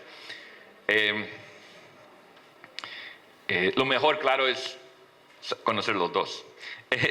Entonces, lo que vamos a ver, métodos no lineales van a ser en otro capítulo. En realidad, algo de lo que estamos haciendo ahorita va a ser preparación, me imagino, para el curso que Oscar Madrid va a dar la próxima semana, porque él va a ver estadística en altas dimensiones. Eso va a ser muy interesante. Pero ahorita lo que vamos a hacer es que cómo seleccionamos nuestro método, y regularización es algo que va a resultar en algo como lazo, pero también lo que es una manera de controlar el valor de los coeficientes que vamos a estimar. Y básicamente estos autores que han inventado varias de las técnicas más famosas, les gustan los métodos lineares porque se pueden interpretar. Y dependiendo del número de datos, si uno tiene pocos datos, un método poco complejo generalmente funciona mejor que un método muy complejo. Si tú tienes millones de imágenes para entrenar tu método, una red neuronal va a funcionar muy bien. Si tú tienes 27 ratones que tuviste que poner en un laboratorio de biología para extraer una información, una red neuronal tal vez no es el mejor método para ti, tal vez un método lineal va a funcionar mejor. Entonces, a estos autores les encanta qué bien podemos interpretar los métodos, y que por algunos casos pueden tener buenos resultados. Entonces, los tres clases de métodos que vamos a ver, principalmente, va a ser subset selection. Vamos a ver cómo vamos a escoger subsets, conjuntos, pero no son sets, sino que son sets más pequeños. Subconjuntos, gracias. Subconjuntos. Otra manera de hacerlo, que va a terminar siendo lazo, es hacer que algunos de estos coeficientes vayan a 0. El tercero, que algunos compañeros empezaron a discutir, que vamos a ver aquí, va a ser PCA, o reducción de dimensión. Y como pueden ver, cada uno de estos métodos, la manera es de reducir el número de variables que uno va a considerar. Este método de selección de subconjuntos es lógicamente muy bueno, pero toma una cantidad de tiempo inmensa, porque uno puede empezar diciendo: voy a tomar un variable y voy a probar todos los variables y voy a evaluar que también funciona mi método solo con ese variable. Y luego voy a tomar todo par de variables y voy a ver que también funciona todo par de variables en mi método. Y luego voy a decir, bueno, todo es combinación de 3 variables hasta P combinaciones de variables. Entonces, la cantidad, eso nos daría toda posible combinación de variables y en tu método. Ese método es probablemente el mejor método que pudiéramos considerar, pero si quisieras hacer eso con 137 variables, regresaríamos en el próximo universo. Entonces, no, o sea, me hubiera gustado calcular cuánto fuera eso, pero fuera inmenso el número. Entonces, este método es lógicamente el método... voy a parar por un momento. Levanten la mano si entienden lo que dije ahorita. Veo un poquito menos. Voy a dar un pequeño ejemplo que espero que nos ayude a ilustrar lo que vamos a hacer. Imagínense que solo tengo 3 variables. Y de esas 3 variables, lo que yo quiero hacer es ver cuáles son las variables que son más importantes para estimar si alguien va a la emergencia. Entonces yo pudiera decir, bueno, pudiera usar lazo y ver cuáles coeficientes son 0 o no 0. Pero otra cosa que pudiera decir es que voy a hacer un método con solo x1, otro método que solo va a considerar x2 y otro método que solo va a considerar x3. En ese caso, yo voy a poner mi regresión logística y solo voy a usar el variable 1, que tal vez es el colesterol. Tal vez solo voy a usar el variable 2, que tal vez es la edad, y solo el variable 3, que tal vez es si tengo medicinas activas. Pero también pudiera ser que no solo un variable es lo mejor, pudieran ser 2 variables que son lo mejor. En ese caso voy a decir, voy a hacer x1, x2, x1, x3, x2, x3. Entonces, ahorita he considerado 6 variables, 6 subconjuntos que pudieran darme el mejor manera de estimar quién va a ir a la emergencia, y solo me quedan que usarlos todos. Sí, entonces, esto, considerar, y luego miro la validación de todos estos métodos y escojo el que tiene mejor validación, y resulta que el subconjunto de variables que funciona mejor es este. Esta es una manera de hacer lo que nos pidió la doctora del hospital, ¿no? Pero el problema con esto, bueno, si solo tuviéramos 3 variables, fantástico. Con 137, esto se vuelve impráctico. Ahora, voy a parar. Levanten la mano si entienden lo que acabo de decir. Mucho mejor, gracias. Sí, es lo que necesito. Entonces, aunque ahora que sé que nadie, bueno, es que no se lo había presentado, pero un método que, bueno, aquí estamos viendo el ejemplo que habíamos, aquí es exactamente lo que habíamos dicho ahí. Ahora, este es un ejemplo, y es el mismo ejemplo que habíamos visto antes. Este es el ejemplo de la tarjeta de crédito, y si alguien va a poder pagar la tarjeta de crédito, no. Y ese es el número de predictores, y digamos que tomemos el error de residual sum, el error que queda, y lo que sucede es que si uno sigue subiendo el número de predictores, uno siempre, esto es lo que le estaba diciendo, entre más variables uno tiene, es más fácil reducir el error de entrenamiento, y esto es lo que estamos haciendo ahorita. Y el R-square es relacionado, pero al revés. Entonces, básicamente me está diciendo que si uno tiene más y más variables, siempre va a ser mejor en el set de entrenamiento. Pero no necesariamente en el set de predicción. Entonces, estos métodos usan maneras de compensar por el número de variables para ver qué también les va a ir en la predicción. La manera práctica, porque mirar todo posible subconjunto nos tomaría hasta el fin del universo, es usar un método que se llama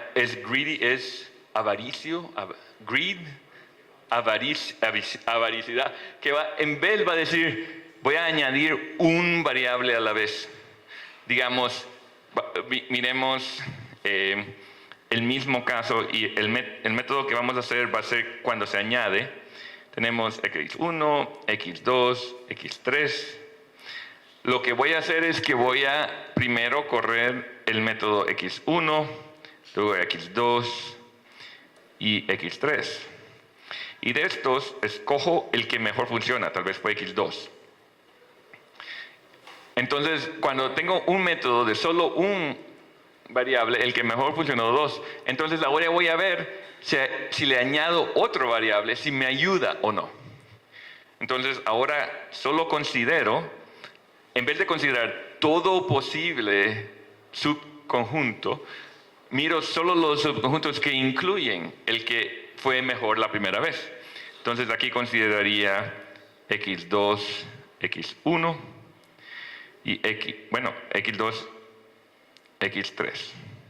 Y de ahí escojo el mejor de estos dos, o digo, ya no ayudó, y tal vez este fue mejor. Y luego añado el tercero, y entonces x2, x3, x1, y ese no ayudó.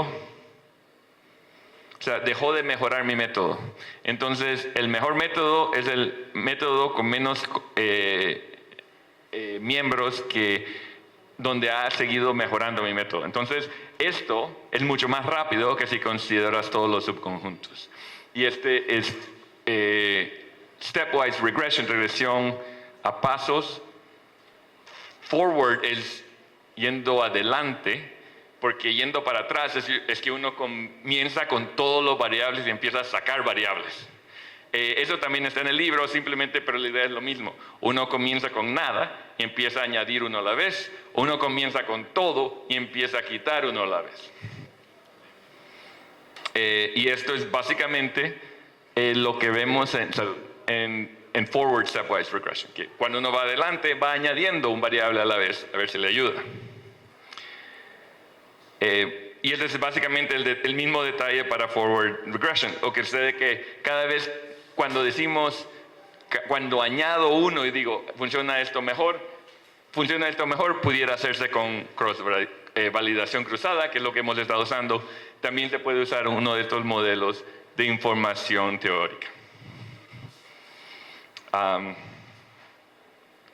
Ahora, quiero mencionar por qué este método puede fallar. ¿Por qué es que no nos va a dar el mismo resultado que consideramos todo subconjunto, ¿no?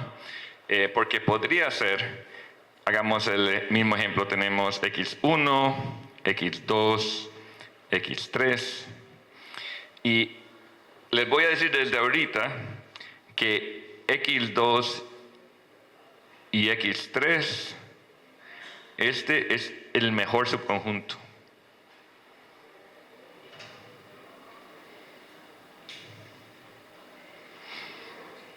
Pero resulta que si consideramos solo un variable, el que tiene mejor resultado es x1.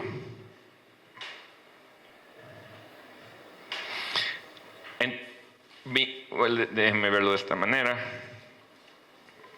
x1, x2, x3 es lo que hacemos en regresión a pasos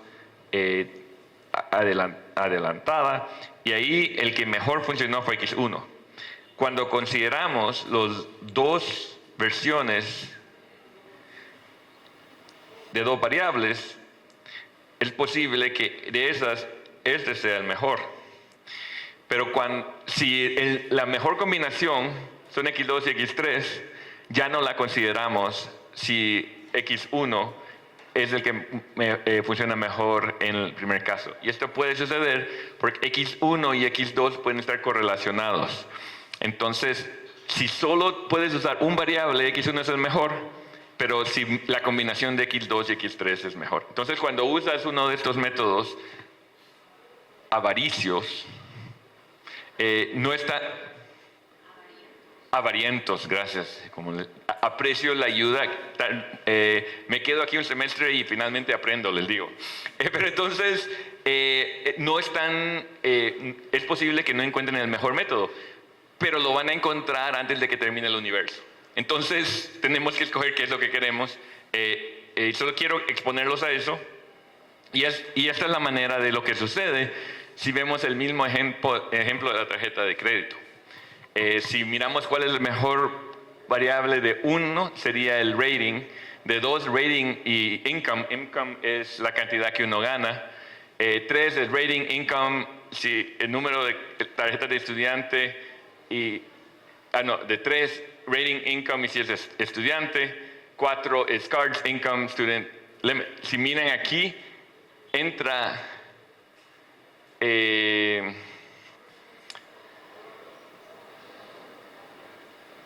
bueno, estos son los mejores y esto es lo que sucede con el abrazo. El paso adelante, sí, paso adelante. Estaba pensando de la avaricia, pero es paso adelante. Si lo miramos aquí, rating, income, aquí van igual los primeros 3, pero cuando miramos de 4, el mejor,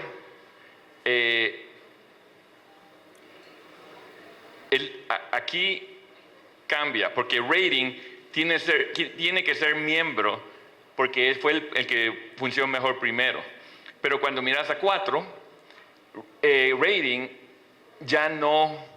es parte del cuarto, entonces el que va al paso adelante termina obteniendo un grupo de 4 que no es el óptimo. Bueno, entonces estamos hablando de escoger el óptimo y aquí estamos hablando de las diferentes maneras que uno puede decir si uno de los modelos es mejor o no, y simplemente ver el error en sí no es lo mejor, porque en ese caso, mayor número de variables generalmente reduce el error. Entonces, las dos maneras de resolver ese problema es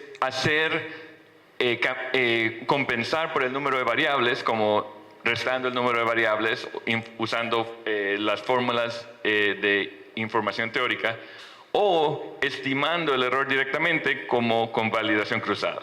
Y ese es el método que terminamos usando en el proyecto. Bueno, por el tiempo, creo que nadie terminó escogiendo uno de estos, yo creo que nadie, cambiando el método de validación cruzada a un método de información teórico. O sea que voy a ir más o menos rápido, pero es bueno saber que esto es una manera alternativa de hacerlo. Yo prefiero validación cruzada, pero se pueden usar estos métodos también, y en realidad algunos de los proyectos hacen una versión de esto. Bueno, y aquí están básicamente diciendo lo mismo que está diciendo la validación cruzada con estos métodos de información teórico. Porque si miran en el ejemplo de la tarjeta de crédito y miran este método, dice, bueno, el error sigue bajando, pero el óptimo, compensando por el número de los predictores, es 6. En este caso, dice Bayesian Information Criteria, el bayesiano, el error sigue bajando, pero lo mejor es aquí en 4. Y en el R-square, donde compensan por el número de variables, también el óptimo es algo como 6 o 7. Entonces, todos estos métodos dan algo un poco similar, en el sentido que, igual que validación cruzada, tratan de prevenir sobreentrenamiento en el set de entrenamiento. Ahora, lo que terminamos usando, por lo menos en el ejemplo que hicimos, es un método que reduce el tamaño de los coeficientes. Ese es shrinkage. Shrink, creo que es reducir, pero cuando se hace más pequeño. Y básicamente las dos maneras de reducirlo, que se discutieron un poquito cuando estamos viendo los temas, era el lazo y ridge. Ridge va a ser algo que está relacionado con la L2. El método en sí que quería enfatizar es el que se están usando porque tiene este parámetro lambda y miramos lo que este método está haciendo. Pensemos, ¿qué es lo que hace el lazo? Tenemos este término y este término básicamente está diciendo, yo tengo mis datos y aquí tengo yo mi modelo lineal y voy a minimizar la distancia de mi método con los datos. Eso es lo que estamos haciendo. Estamos haciendo que puede mi modelo lineal predecir los datos que tengo. Este término dice, bueno, no solo quiero hacer eso, también quiero que el valor absoluto de los coeficientes sea lo menor posible. Y el parámetro lambda me dice, ¿qué tanto quiero yo imponer esta restricción que el valor absoluto de los parámetros que estoy estimando sea pequeño? Entonces, como pueden ver, cuando corrimos el código, usó validación cruzada para estimar este valor lambda. ¿Cuál es el mejor valor? Porque si usted hace mucho, lambda es muy alto, todos sus coeficientes se van a cero. Si lambda es muy pequeño, entonces ningún coeficiente se va a cero. Entonces no tiene la reducción de los variables. Entonces hay un lambda que es óptimo, que él no lo encuentra R automáticamente. Entonces aquí es donde estamos hablando de que porque varios de los parámetros van a cero, porque estamos diciendo el valor absoluto va a ir a cero, y voy a mostrar geométricamente por qué sucede eso con lazo y no sucede con ridge, que es la medida L2. Resulta que este método no solo encuentra los parámetros, pero también escoge los variables que son importantes. Y por eso es que lo escogí como el ejemplo, porque en vez de hacer dos cosas, digamos, si quieres usar una red neuronal, luego tienes que hacer stepwise regresión adelantada, porque lazo en una clase de una semana hace las dos cosas al mismo tiempo, porque regresa solo los parámetros que tiene, los variables que tiene cero, no cero coeficiente. Miremos aquí la gráfica de la izquierda. Cada uno de estos colores es el valor de un coeficiente y en el eje horizontal tenemos lambda. ¿Qué tan fuerte es la condición de que los ejes, que los parámetros sean pequeños? Y lo que ustedes miran es que cuando lambda se vuelve más y más grande, este parámetro era no cero, no cero, no cero, se empieza a volver, aquí se vuelve cero. Este parámetro está aquí, sube, sigue, y en este momento se vuelve cero. Si lambda es lo suficientemente grande, todo parámetro se vuelve cero, porque estamos diciendo, lo que queremos es que los parámetros sean cero. Escoger, entonces hay más y más reducción de los parámetros que se usan. Lo que hacemos con la validación cruzada es escoger el número de parámetros o el valor de lambda equivalentemente que hace que nuestro error de predicción sea óptimo. Bueno, y aquí es donde no hablamos de lazo, pero esa es la propiedad de selección de variables de lazo. Lo que les voy a mostrar algo es bonito. La mayoría de las cosas que le he mostrado, yo pienso que son bonitas, definitivamente tienen un uso, pero ¿por qué? Le voy a mostrar la diferencia de dos medidas. El valor absoluto o L1 es lazo, el L2 es ridge. La manera en que habíamos escrito lazo es que estamos minimizando la distancia de nuestros datos de nuestro modelo más el valor absoluto 1 de los coeficientes. También equivalentemente en una manera de optimización se puede minimizar este error sujeto a este constraint, a esta restricción. Muchas gracias. Y este es lazo. El ridge, el término es el mismo, pero sujeto a esta restricción que es la suma de los coeficientes cuadrados. La diferencia es que si yo restringo la medida en valor absoluto,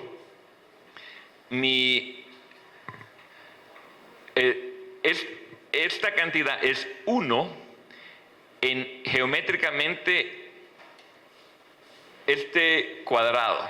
O sea, si mi error es 1 aquí y si yo me muevo aquí, sumo los términos que sumen a 1, es una línea hasta aquí.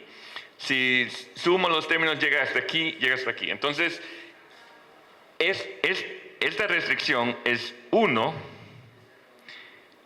en este diamante. Quiero parar por un segundo. Levanten la mano si entienden por qué esta restricción es 1 en este diamante. No tantas manos como me gustaría. Tengo 4 minutos, lo voy a hacer. Bueno, ahora tal vez esta sea un poquito más fácil.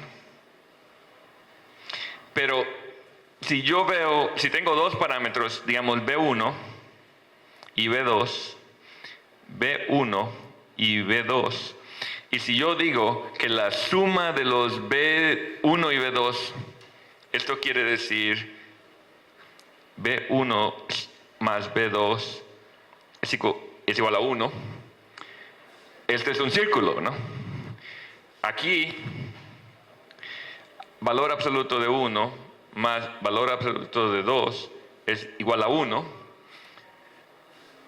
En 0, 1, ahí es 1. En 1, 0 es 1. Y para cualquier valor aquí en medio, los puntos que tienen, se suma el valor absoluto de 1, 1, es esta línea. ¿No? Porque es todo positivo. Y ahora resulta que es esta línea aquí, aquí y aquí por el valor absoluto. Levanten la mano si miran por qué si hago la gráfica de esta ecuación me da este diamante, y si hago la gráfica de esta ecuación me da este círculo.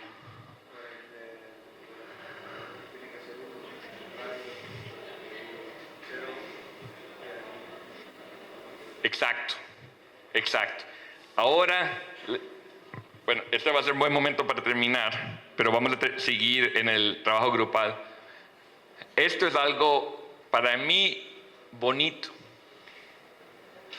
Este es ridge.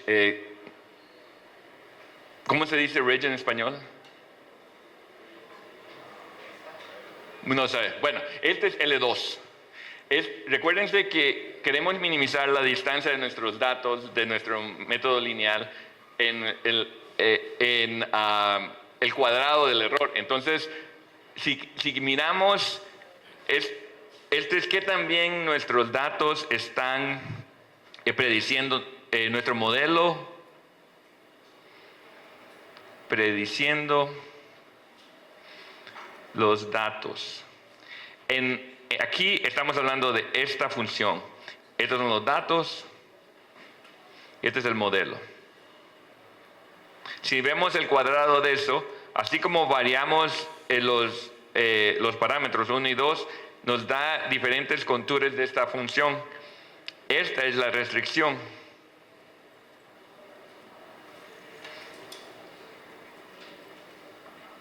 Esta es la suma. Bueno, B1, B2 es igual a 1. El lugar donde estos dos se unen es donde vamos a estimar el valor. Lo que estimamos usando L2 es este punto. Cuando usamos ridge, vamos a decir, el mejor modelo es el que tiene este valor de 1 y este valor de B2. Cuando usamos lazo, escogemos este. El B1 es 0 y B2 es el valor. Lo bello de esto es por la geometría del unit square del L1, que es un diamante. Cuando miramos esa restricción y encontrar el modelo que nos da los datos más cercanos con la L2, lo que terminamos resultando encontrando es algo que tiene varios ceros. Uno une con los ejes antes de que une a un lugar en medio. Entonces, estos ceros son los ceros de lazo, mientras que Ridge no le da ceros a uno, le da valores que son más pequeños que el original, pero no necesariamente cero. Exactamente la una. Aprecio que lo seguimos en el trabajo grupal y vamos a comer. A los grupos que tenían preguntas, tal vez nos reunimos ahorita afuerita.